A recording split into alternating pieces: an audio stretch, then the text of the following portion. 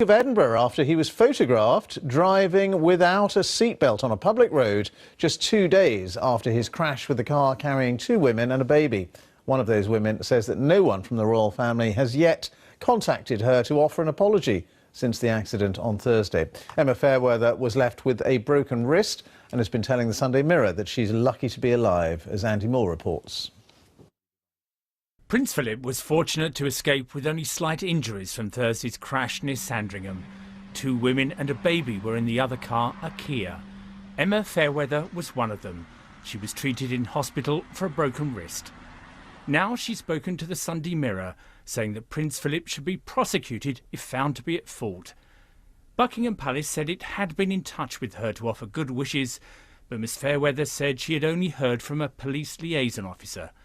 She told the paper, "I'm lucky to be alive and he hasn't even said sorry. It's been such a traumatic and painful time and I would have expected more of the royal family." Yesterday, Prince Philip was spotted driving a new Land Rover. He was photographed driving without a seatbelt. Norfolk police said suitable words of advice had been given to the driver. Buckingham Palace did not comment. Yesterday morning, the Prince passed a police eyesight test. It's standard procedure after an accident like this. Police say the cause of the crash is still under investigation. Andy Moore, BBC News. Well, we can get the latest on this with our correspondent Simon Jones, who's at Sandringham for us right now. And looks like a lovely day there, Simon. So a lot of controversy surrounding the Duke of Edinburgh, not only having been involved in that collision, but then just 48 hours later driving without a seatbelt, which has required Norfolk police to talk to him. That's right, this is where the crash happened on Thursday afternoon, and anyone who thought after that crash the Duke might decide to take more of a back seat when it comes to driving would have been wrong, because he very quickly took delivery of a new Land Rover and then, as you say, was seen yesterday, was pictured driving on a public road without wearing a seat belt.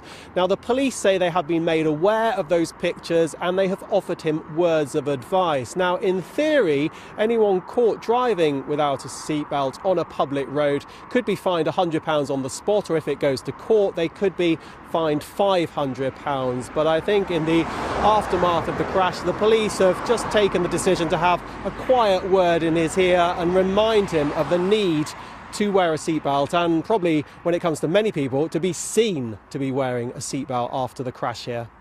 Meanwhile, Simon, lots of coverage in the papers today, particularly of one of the women who was involved in that crash, who's saying, although she broke her wrist and it was a horrific incident as far as she was concerned, she hasn't had any sort of apology from the Duke or the royal family. Now, she's been giving more details. Emma Fairweather has been saying she feels lucky to be alive. She was heading along this stretch of road after a day out with friends at a beach. She was with a friend who was driving and her friend's baby was in the back of the car. She said they were going down this road at about 50 miles an hour, not the speed limit of 60 miles an hour, but just at 50, when they saw a Land Rover pulling out and they were unable to avoid it. Now, she says with the trauma that she's been through, she expected a full apology from Buckingham Palace, but she said in actual fact what she got was a phone call from a police liaison officer, and she said the police liaison officer said something along the lines of the Queen and Prince Philip would like to be remembered to her, and she thought, I don't really know what that means, and in my view that isn't an apology.